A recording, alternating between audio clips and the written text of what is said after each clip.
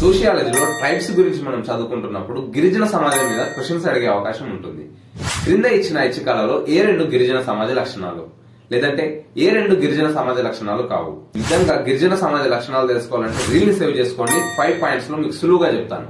ముందుగా, వీరు నిర్దిష్ట భౌగోళిక ప్రాంతంలో మాత్రమే నివసిస్తారు. అంటే వలసలు వెళ్లరు, పట్టణాల్లో జీవించరు. అడవులలో, కొండలపైన, మైదాన ప్రాంతాల్లో ఒక తెగలుగా జీవిస్తారు. నెక్స్ట్, వీరిలో అంతర్వివాహ సమూహం ఉంటుంది. అంటే ఒక తెగ ఇంకొక తెగకిచ్చి పెళ్లి చేయదు, వారిలో వారే పెళ్లి చేసుకుంటారు. వీరికి ఒక్కొక్క తెగకు ఒక్కొక్క భాష, ఒక్కొక్క సంస్కృతి అనేది ఉంటుంది. వీరు ప్రకృతి శక్తులను మాత్రమే ఆరాధిస్తారు. ప్రత్యేకంగా వీరికంటూ ఒక మతం ఉండదు. గిరిజన సమాజం అంతా ఒకే న్యాయం, ఒకే చట్టం, ఒకే సంస్కృతి సంప్రదాయాలు కలిగి ఉంటుంది. అండ్ వీరి ఆర్థిక వ్యవస్థ ఎలా ఉంటుందంటే వస్తు వినిమయ పద్ధతిలో ఉంటుంది.